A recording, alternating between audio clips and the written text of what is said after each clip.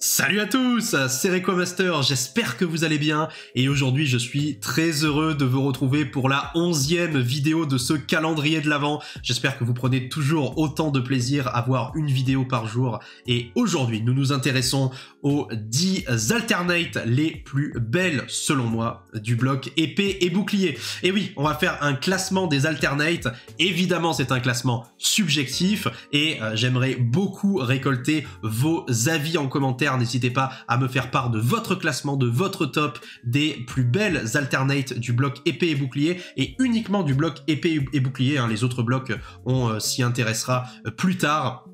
On commence tout de suite avec, pour moi, en 10e position, le magnifique Lugia Alternate de la série Tempête Argentée. Je trouve cette carte absolument sublime. Elle a été illustrée par Kawayu. On reconnaît bien sûr ce style qui se détache directement hein, au niveau du dessin.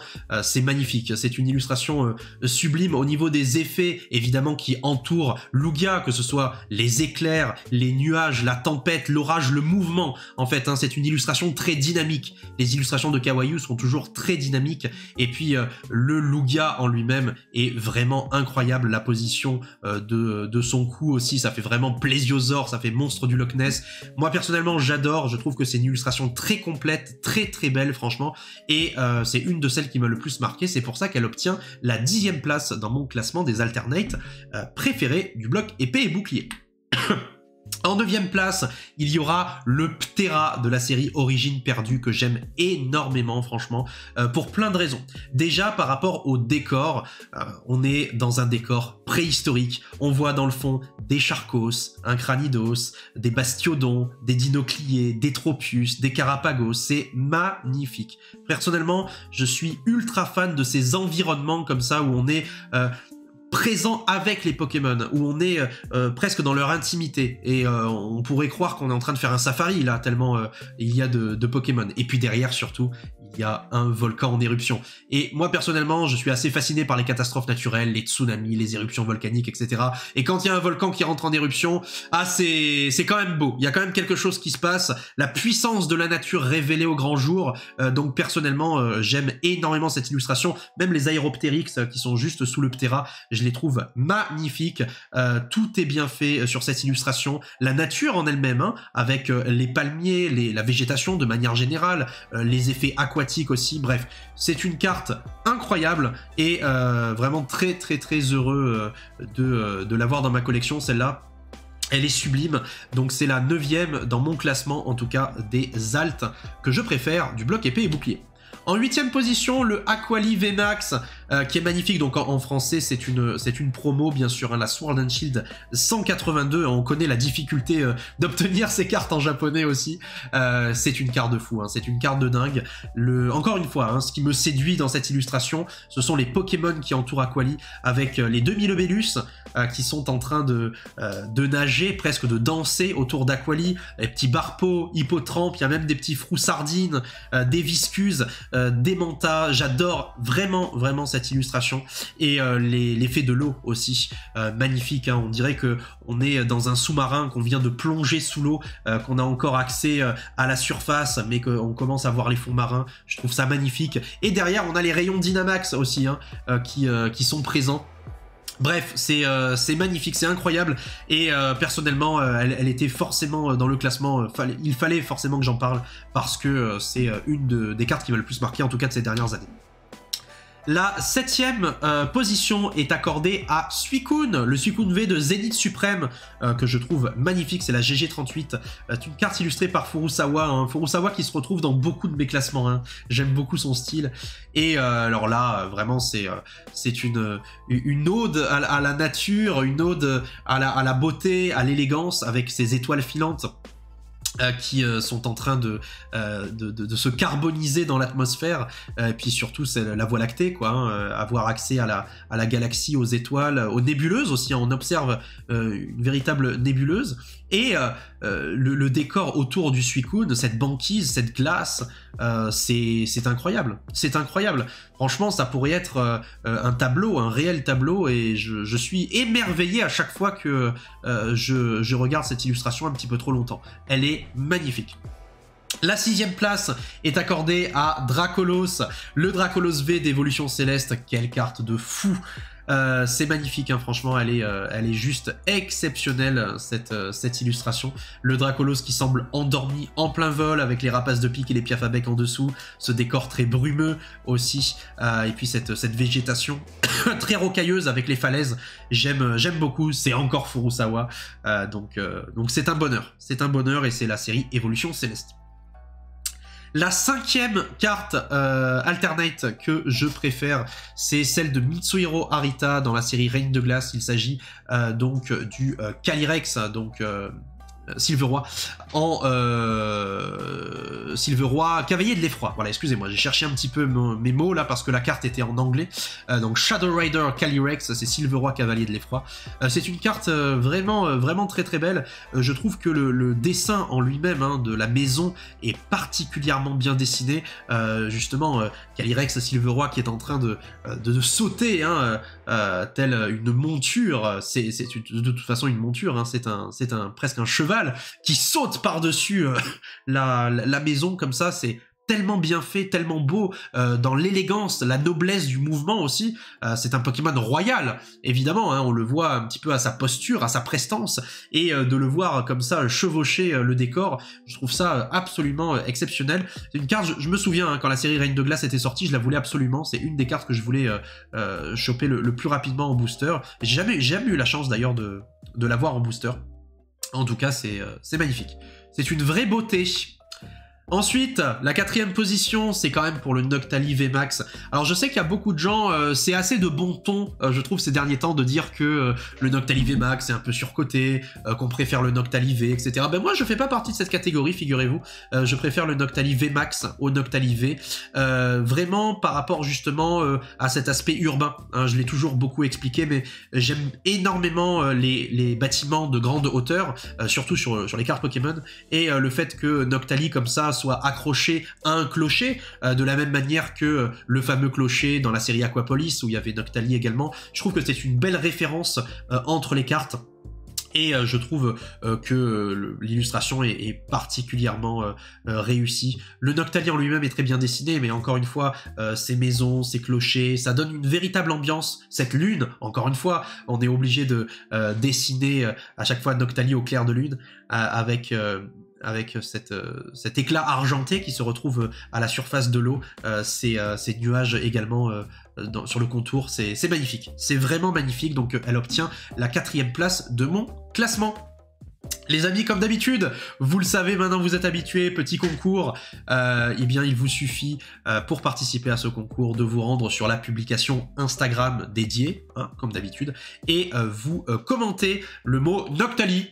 Voilà, Noctali tout simplement, ça sera le mot-code pour participer à ce concours et pour peut-être remporter les 4 cartes Morpeko V-Union du coffret Zénith Suprême, ainsi que la petite carte Professeur Pimprenel qui est elle aussi une promotionnelle. Voilà, donc n'hésitez pas, faites-vous plaisir, hein, c'est gratuit. Si vous voulez remporter ce cadeau, eh bien n'hésitez pas à participer au concours Instagram, les liens sont dans la description. Il faut que vous soyez abonné à nos 3 comptes Instagram respectifs, Pokély, X7Phenomval et moi-même Requamaster, et que vous soyez abonné à cette chaîne YouTube également. Et puis let's go! Vous participez en commentant la publication et vous aurez tous une chance de gagner. Bonne chance à tous! Allez, on passe au top 3.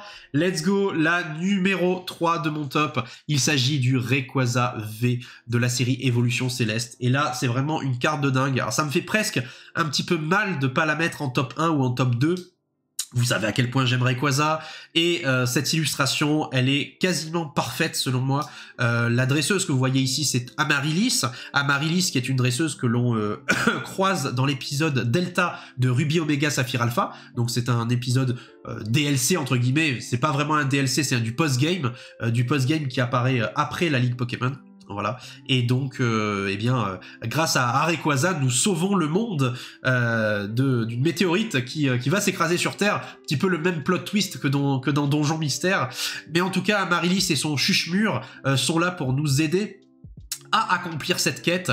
Ici on a un Rayquaza en spirale justement qui fait tout le tour de la carte, Amaryllis avec sa célèbre cape également qui est présente. On est sur un décor avec très céleste hein, justement, avec le ciel bleu, quelques nuages, mais on sent bien ici que Rayquaza il est soit au sommet du pilier céleste, soit en phase d'envol pour aller vers l'atmosphère. Donc voilà, il y a tout qui est réussi je trouve sur cette carte au niveau du mouvement, au niveau de l'illustration, etc. Donc je suis ultra fan et donc elle occupe la 3e place de ce classement. En numéro 2, j'ai beaucoup hésité entre Givrali et Rayquaza, mais finalement j'en suis venu à la conclusion que en tant qu'œuvre d'art, je préférais quand même Givrali. C'est une carte qui peut paraître anodine peut-être pour certains d'entre vous, mais personnellement je la trouve incroyable. Elle m'a vraiment rendu dingue quand je l'ai vue cette carte là. J'ai eu la chance de la choper dans une display japonaise Eevee Heroes que j'avais ouvert d'ailleurs sur cette chaîne avec Romain de Pandora Case, petite dédicace à toi bien entendu, et ce Givrali je sais pas, il paye pas de mine, mais de le voir comme ça allongé sur le banc enneigé avec bah oui cette couche de neige dans tout le parc, ces arbres qui sont aussi porteurs d'une certaine couche de neige, je sais pas, j'ai toujours aimé la neige dans ma vie hein. C'est vrai que c'est quelque chose qui me transporte, voilà, j'aime beaucoup quand il neige, et de voir justement cette ambiance, ça m'a rappelé certains moments aussi de mon enfance. C'est assez exceptionnel comme illustration, et de manière vraiment mélancolique, je pense que c'est ça aussi qui a fait que cette carte est si haute dans le classement, et donc je la mets en numéro 2, elle est incroyable, je la trouve trop belle, elle me rappelle beaucoup trop de souvenirs, donc elle est numéro 2. Et là, numéro 1, ma carte préférée parmi toutes les alternates du bloc épée et bouclier. Il s'agit du Deoxys V-Star de la série Zénith Suprême, la GG46, je la trouve trop belle cette carte. Elle est incroyable, il y a beaucoup trop de détails en fait. Deoxys c'est un Pokémon que j'adore, mais je sais pas, elle a quelque chose en plus cette illustration. Pourtant, je pense que pas mal de gens l'oublieraient hein, si jamais on faisait un top, un classement des cartes alternates d'épée et bouclier. Et ben moi clairement je ne l'oublie pas, je vous le dis. L'aura d'énergie autour du Deoxys.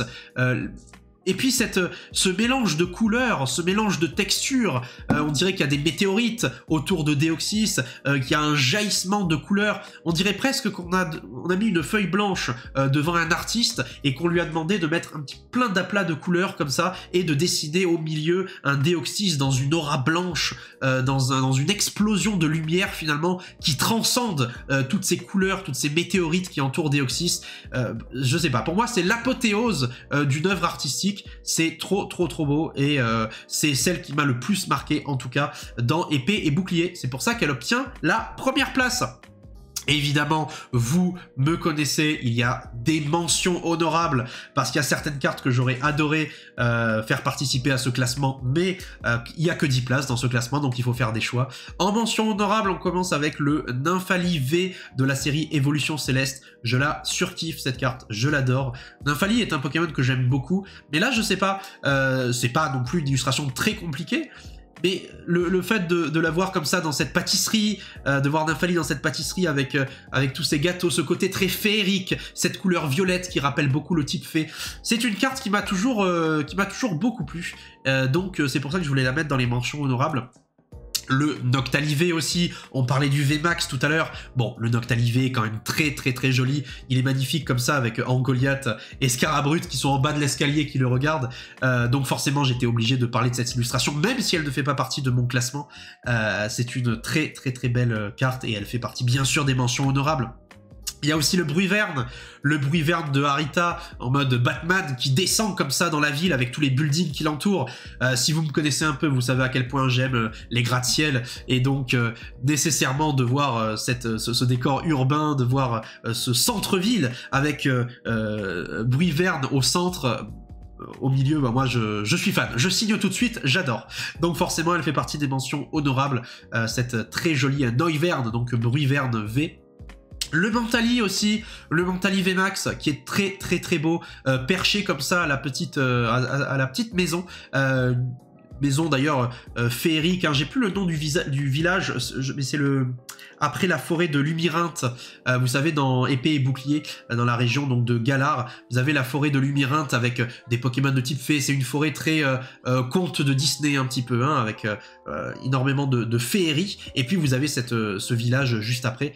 Donc on sent, hein, que c'est dans cette atmosphère-là que Mentally se trouve, avec ces maisons typiques. Moi personnellement j'aime beaucoup ce dessin, avec les Goélises autour. J'aime beaucoup Goélises, hein, c'est un de mes Pokémon favoris. Donc Goélise qui est en train de tourner autour de Mentally. Il y en a même un qui est posé sur lui, vous avez vu. Bref, c'est une illustration de Cookie Saito, en plus c'est le biologiste. Voilà, c'est un bonheur absolu, du début à la fin, vous vous en doutez. Et enfin, la dernière carte qui fait partie de ces mentions honorables, il s'agit du Celebi, le très joli Celebi Alternate de la série Point de Fusion, que j'adore. Elle est trop belle cette carte. Avec cet arbre dans le fond, alors on a bien sûr la référence au voyage temporel, on a la référence à la végétation, Celebi qui arrive quand même à redonner vie à cette plante, à ces plantes, à ces arbres, à cette végétation. L'hiver est passé par là, on sent que les arbres ont pris cher, ils ont morflé, mais le printemps va bientôt revenir. Celebi essaye de ranimer la vie finalement dans cette végétation, et je trouve ça assez sensationnel. Très belle illustration, et donc elle devait nécessairement faire partie de mes mentions honorables. Voilà les amis, n'hésitez pas à me faire part de votre classement à vous, de vos cartes préférées Alternate du bloc Épée et Bouclier. Évidemment, on n'aura pas le même classement, mais c'est normal, tout ça reste subjectif, et ça fait plaisir de débrief un petit peu ces belles cartes que nous avons eu la chance d'avoir ces dernières années. N'oubliez pas de participer au concours, comme d'habitude, hein, bonne chance à tous. Les modalités sont dans la description, et sinon tout se passe sur la publication Instagram. Je vous souhaite le meilleur, je vous donne rendez-vous dès demain pour une nouvelle vidéo, et à la prochaine. Ciao tout le monde!